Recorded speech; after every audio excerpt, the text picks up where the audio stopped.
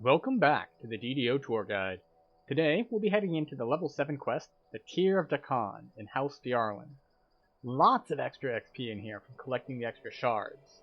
To get them all though, we'll need to get past a bunch of traps, plus pass many different ability checks, but we've got that handled. It's also a long haul, with 10 collectibles, up to 8 rare spawns, and up to a dozen chests. So let's go talk to our quest giver. So we are right here, where you would enter into House Fjarlin from the marketplace, the southeast part. The quest giver is Karnat Thar, right there. So let's go see what he's got to say.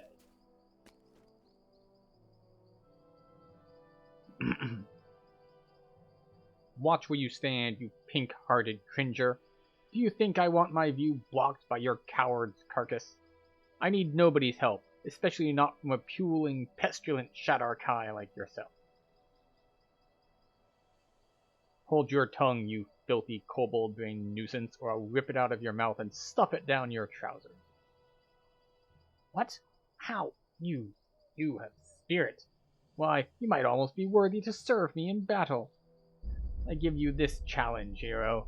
Descend into the sewers where the Arzog Corps crouched in their pathetic weakness. Destroy their warriors and lay their leaders low. Should you also have the cunning for it, find and assemble the shattered pieces of the Tear of Dhakaan. Do you have the stomach to enter the Arzog Corps stores? Do you doubt it? I will lay waste to the Arzog Corps. And that gives us the quest. The entrance to the quest is, of course, right here next to him. So we're going to be heading in on Elite.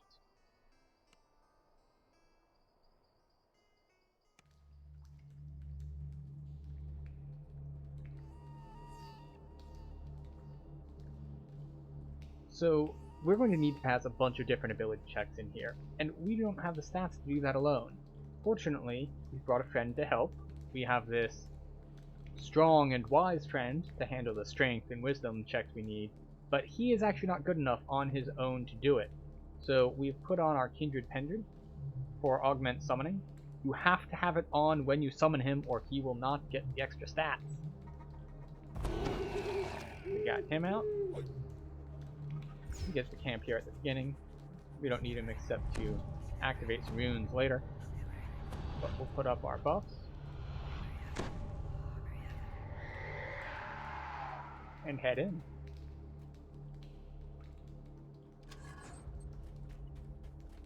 Dank water drips on you from the moss hanging above.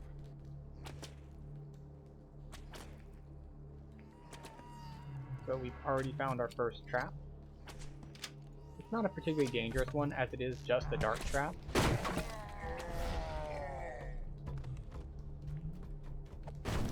But it actually shoots out in trios.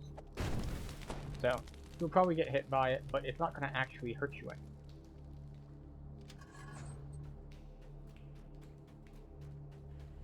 Now the boots in here are relatively large.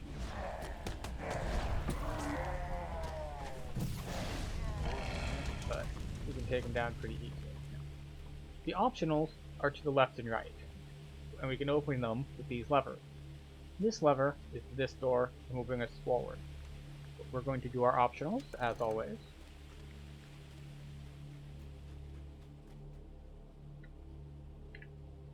So this will show the secret passage to our left.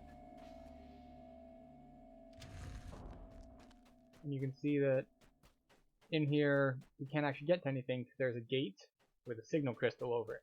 So we need to go forward to take care of the signal crystal.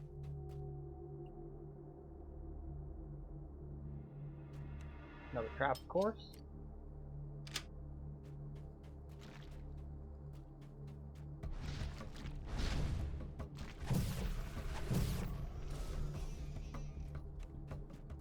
We've gotten to our first rune. Oh, our intelligence is too low.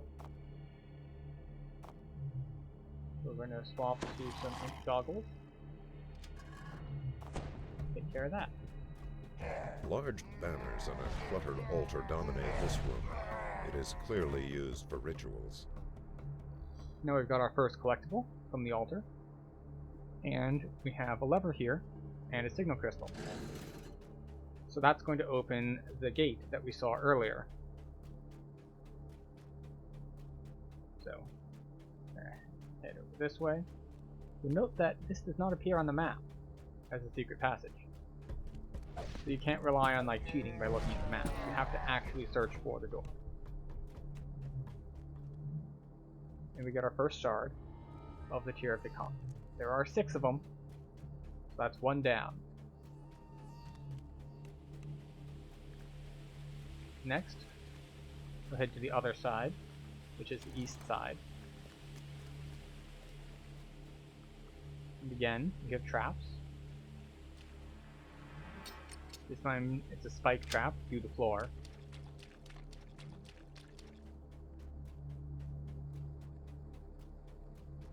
And we take a bit of a stroll. You can see there's a valve over there, but you also notice that Spot isn't telling me that we can find a door. That's because this door is activated by pulling a lever.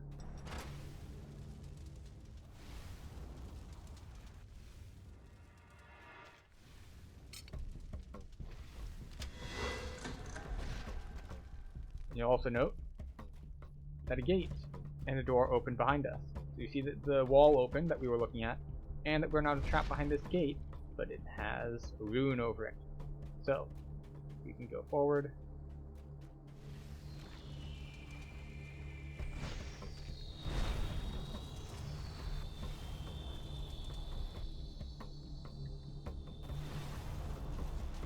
As you can see, we didn't find a trap box. Because this is one of those times where the rogue has to be brave. Thought the rogue had to be brave. Where did you go, my little trap box? There it is. The rogue does not have to be brave, they need to be smart. And we were dumb, but we are alright. We're strong. Now, as you can see, that was the rune that was on top of the gate, which closed behind us.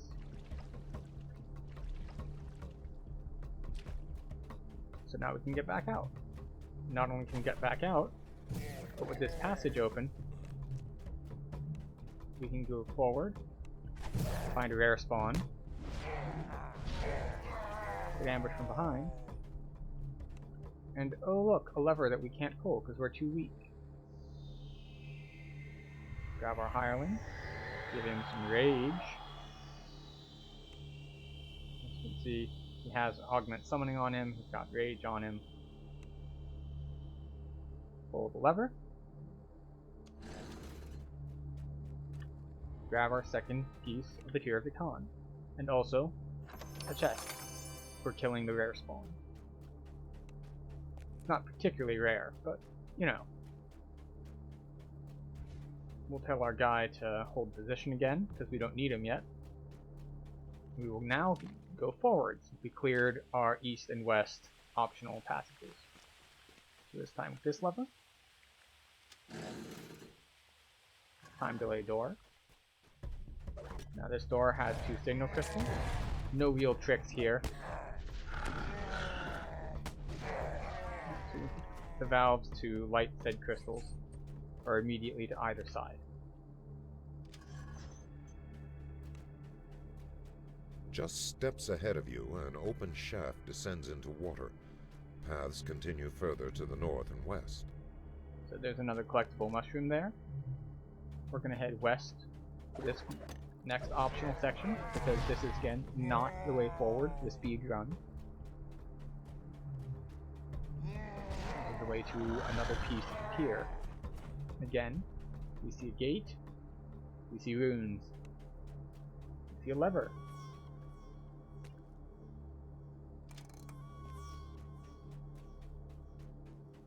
And on we go.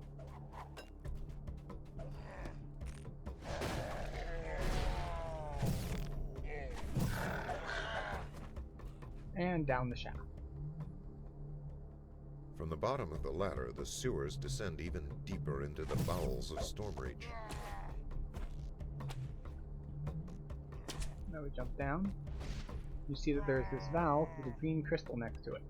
So we're going to turn that. And we can see here that this crate has 3 green crystals next to it. We lit 1 by pulling that other valve. But there are 2 more that we need to pull to move on. One of them is over here, on the other side of this platform. And the last one is underwater. Over here.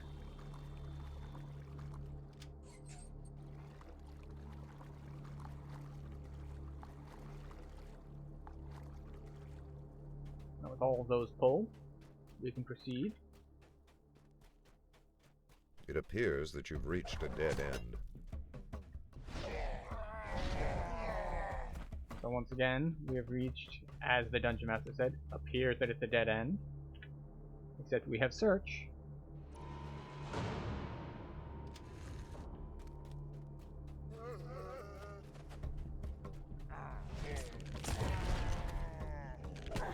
Rolled a 1 on my save against trip. But it's okay, I neutralized them down anyway. So another lever. Another piece of the tier. We are now at 3 out of 6. So we get to backtrack. All the way back here. And all the way back up where we came down. So you climb all the ladders. You jump up the platforms. And you eventually make your way up to the top.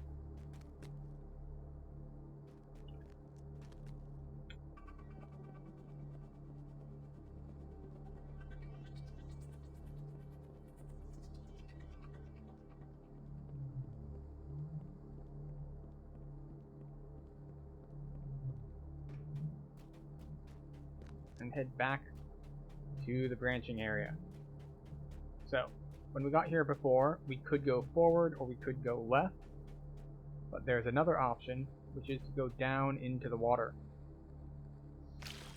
And when you go down into the water, you do a 180 to go back the way you came through this pipe.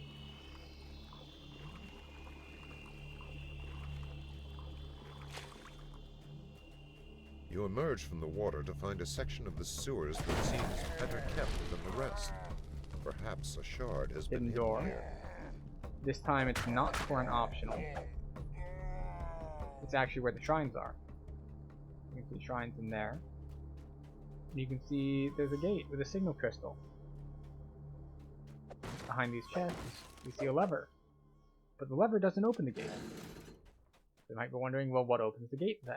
Well, if we turn around, you can see that there's no wall here anymore. And now we have a rune for the signal crystal. A rune that requires wisdom. That's alright, I've got a wisdom ring. I can do that. 19 wisdom? Nope. 19 isn't good enough. So we need our friend again. And this particular hireling will not be able to... can pull the strength rune without augment summoning. But he needs augment summoning to get this wisdom rune. There we go. Our strong and wise companion has served us well.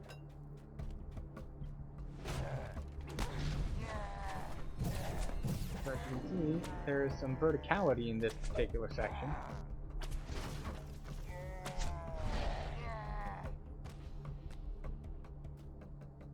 There's casters and archers shooting at me. But that's okay, we'll get through it. And we are rewarded at the end with the 4th shard. And a collectible. So then we can drop back down and head back the way we came to progress towards the main quest. Go back through the water. Back north again, because that's the way we were headed before. And there's a helpful ladder here to help us go forward all the way.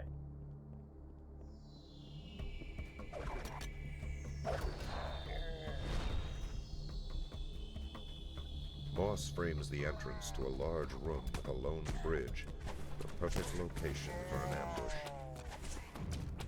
You can see there are 2 signal crystals here.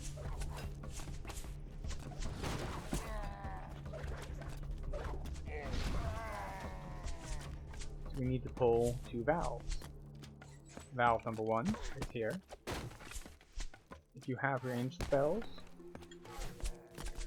or ranged attacks, you can take out these guys to make it much easier.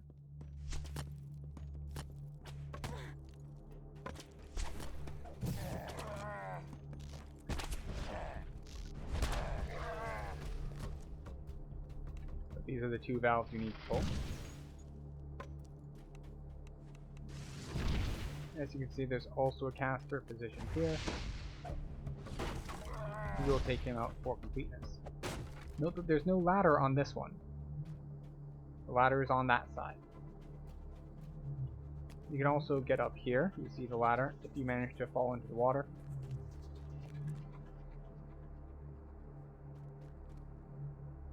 But we instead will go forward.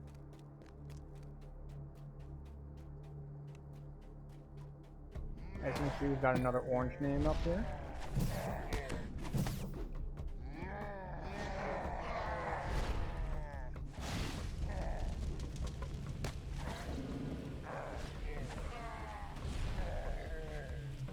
And of course, after killing the orange name, we can expect a chest, which is here on the left.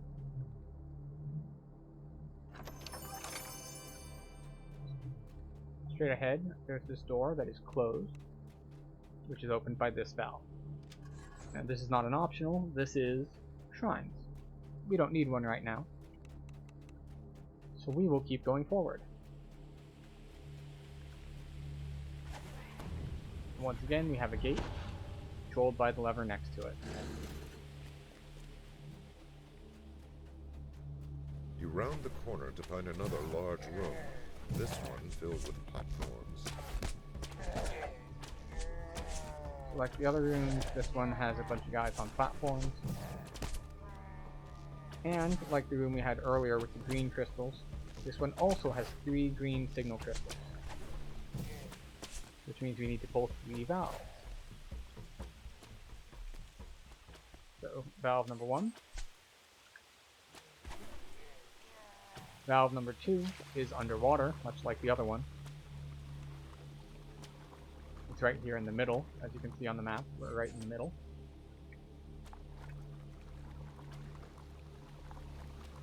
And our last one is on the north end. You can use these things as steps to get up, if you don't have enough jump. 3 valves, and it's open. And of course, we will pick off this boat. Another orange name.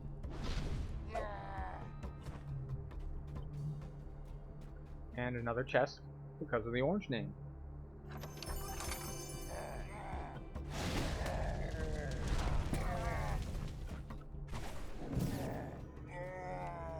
Once again, a valve to open a door.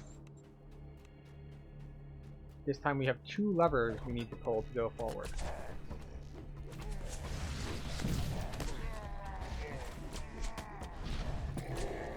One on each side.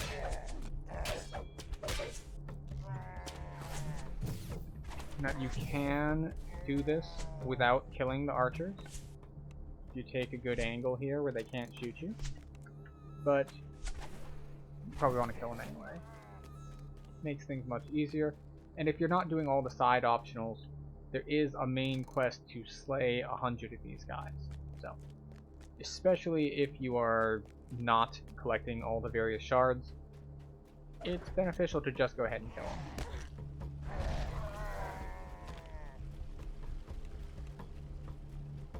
Once again, we go forward, door, valve, another drill.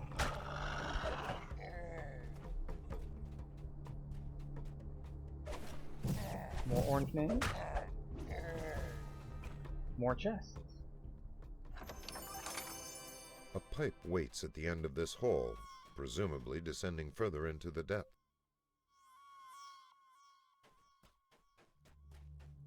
As you emerge from the pipe, you find yourself in a cavern instead of the familiar sewers. You must be getting close to the village of Arzak Kor.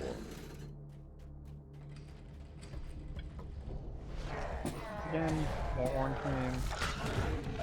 A dog that trips me as he dies. but we'll make do with that. There's another chest here. This is not connected to an orange name, I don't believe. Ah, well, we are out of those.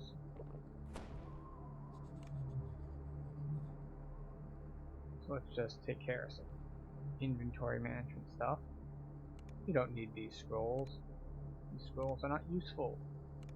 So this is a good place to put a reminder that, as I mentioned, there can be up to a dozen chests in here, which means you want to clear your inventory before you get in here, especially if you're free to play, you don't have a lot of extra space, you haven't done your Coin Lord's favor yet. So if you are short on inventory, make sure that you clear some up before you head in here, so you can grab all the goodies.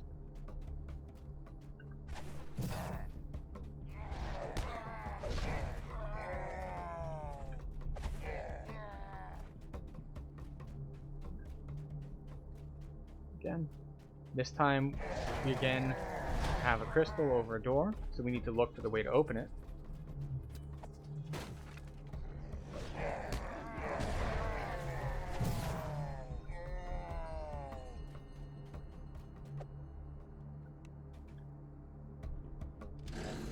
And once again, we have orange names.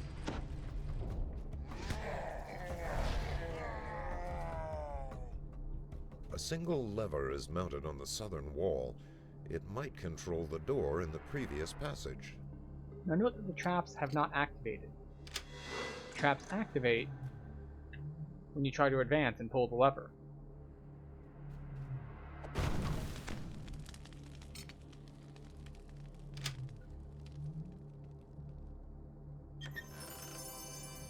Quick check that we did indeed get all the traps. It looks like we did. So now we can pull this lever and proceed. You can see that the red crystal has turned green. And we are off to the races, moving forward.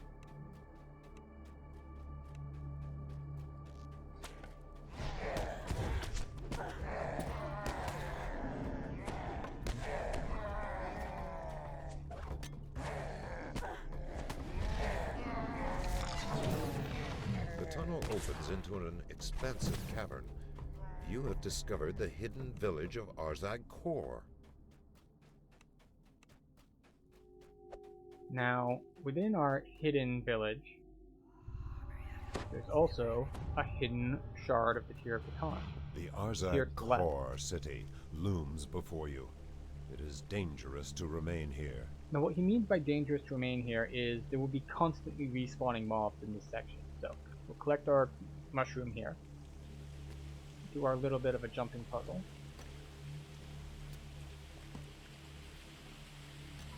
Go up the waterfall.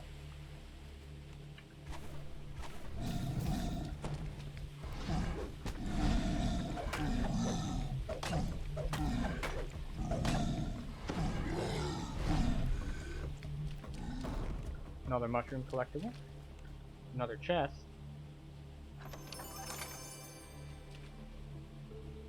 And another shard.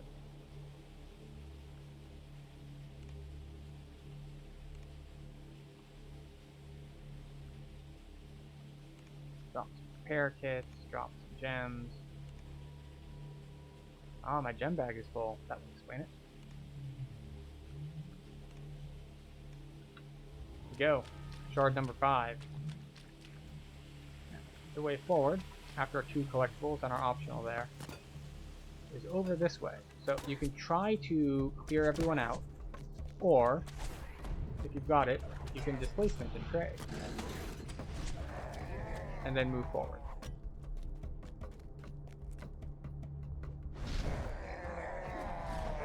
And now, once we're over here, we don't get caught by extra respawns. We kill the guys that follow us, and we are good to go.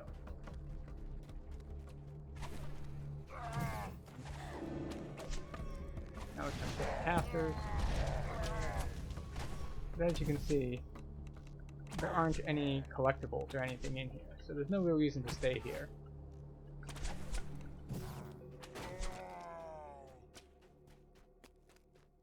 And now we can get out safely. Now, this is not the way forward. This is a side area where there is often an orange name. Oh, sorry, red name.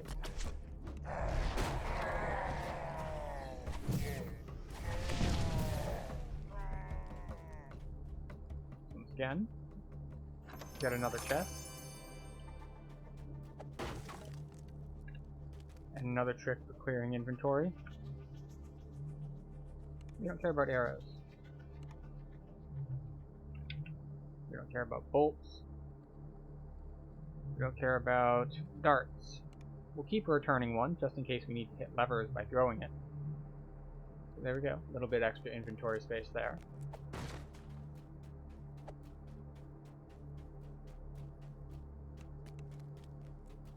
As you can see, there are various breakables.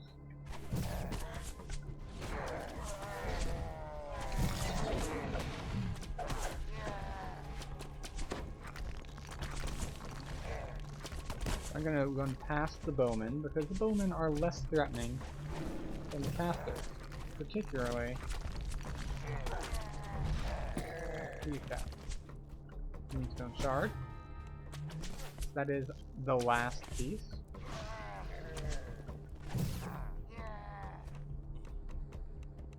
So now we can move forward.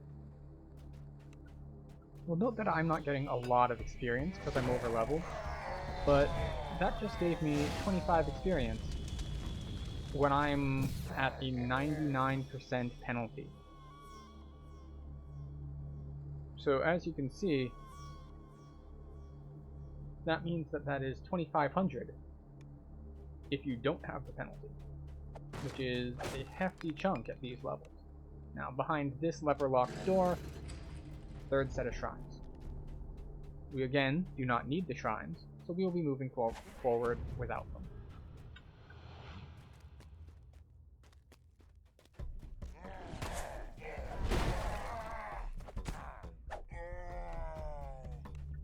The hole leads down into yet another cavern.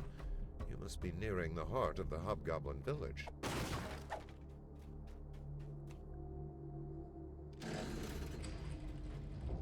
Yet another orange name. Now after you kill these guys, you might see that, look, another door, another lever.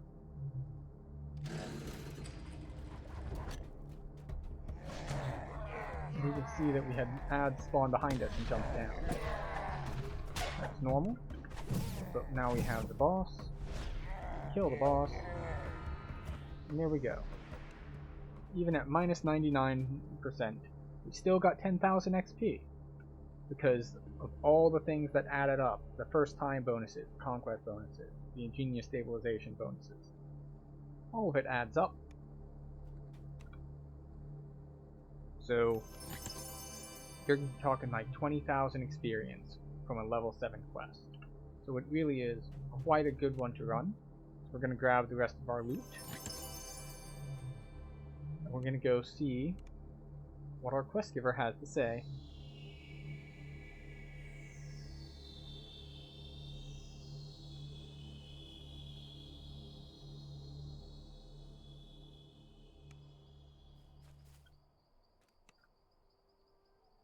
The blood of the Arzog core will taint the sewers for weeks. The wailing and weeping of the tribe survivors has already confirmed your victory. You have earned a fair reward, as well as the friendship of the Lion of Bar. Never underestimate the value of such a gift. And of course we get a standard set of rewards. We do not need any of these, so we're going to take this one, because it's blue. Now note, we still have the shards in our inventory. Why do we need shards in our inventory? Because we can take them to this NPC right here, aptly labeled the Tier of Dhakaan Collector. You help Karnat kill Arzog core? Yes. You bring me pieces of the tier. Yes. Agate Shard. More. Amber. More. Cinnabar. More. Lapis. More. Malachite. More. Moonstone. More. Oh, no. No more. closed window. So he gives you 10 silver or 10 plat each, I believe. Yes, 10 plat each. So extra 60 plat, in addition to your standard vendor reward from Karnat Thar. And that will do it for the tier of Dhakaan. I hope you enjoyed the tour, and I will see you next time.